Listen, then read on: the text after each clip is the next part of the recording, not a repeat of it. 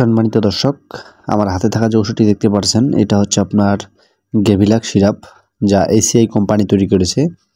এটি কার্যকারিতা সম্পর্কে জানবো এবং কি যারা জানেন বা যারা এখনও সেবন করতে চাচ্ছেন যে আমি খাবো কি না, এটি আসলেই ওষুধটির কার্যকারিতা কেমন সে সম্পর্কে বিস্তারিত ভিডিওতে আলোচনা করার চেষ্টা করব। এটি হচ্ছে 3 ধরনের উপাদান দিয়ে তৈরি গেভিলাক সিরাপ, যার প্রস্তুতকারক কোম্পানি হচ্ছে এসিআই ফার্মাসিউটিক্যাল লিমিটেড। তো আসলে আমরা জানবো যে গেভিলাক সিরাপটি যে 3 ধরনের উপাদান দিয়ে তৈরি, এটি 3 ধরনের যে উপাদান রয়েছে, এই 3 ধরনের উপাদান কি কি কাজ করে সেই সম্পর্কে বিস্তারিত আলোচনা করে থাকবো।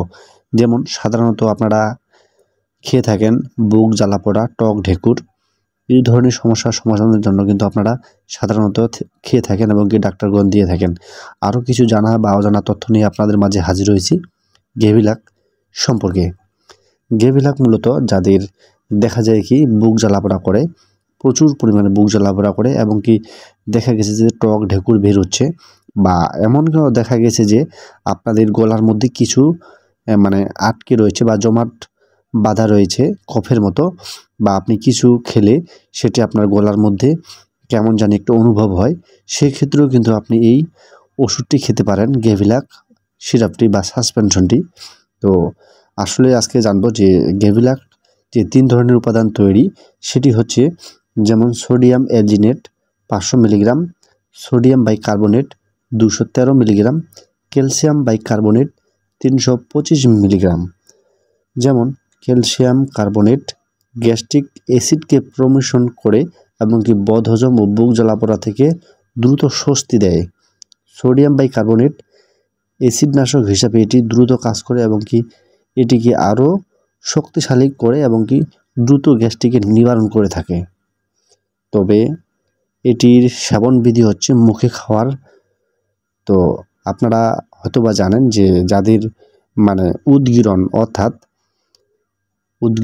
উপরে যে অর্থাৎ উপরে পাশে যে আপনার যে গ্যাসটা বের হতে চাচ্ছে উপরের দিকে বা মুখ দিয়ে, যাকে আমরা মুখ দিয়ে বলি, যে প্রচুর পরিমাণে টক ঢেকুর বুক জ্বালা পড়ার জন্য বা বদহজম চিকিৎসায় কিন্তু এটি নির্দেশিত।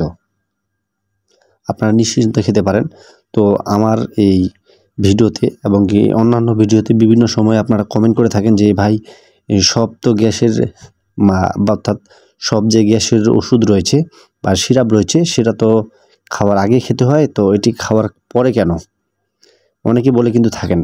তো তাদেরকে আমি বলবো যে এটি মূলত যেটা আপনার সোডিয়াম বাইকার্বনেট, ক্যালসিয়াম বাইকার্বনেট হয়ে থাকে, এগুলো মূলত আপনারা কিন্তু খাওয়ার আধা ঘন্টা পর খেতে হবে, কারণ এটি খাওয়ার আগে না।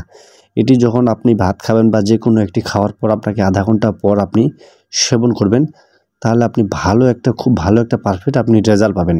অর্থাৎ আপনার গ্যাসের সমস্যা যত বড় হোক না কেন বা যত বড় আপনার বুক জ্বালাপোড়া করুক না কেন, আপনার ভালো একটা রেজাল্ট পেতে হলে আপনাকে অবশ্যই খাওয়ার আধা ঘন্টা পর খেতে হবে।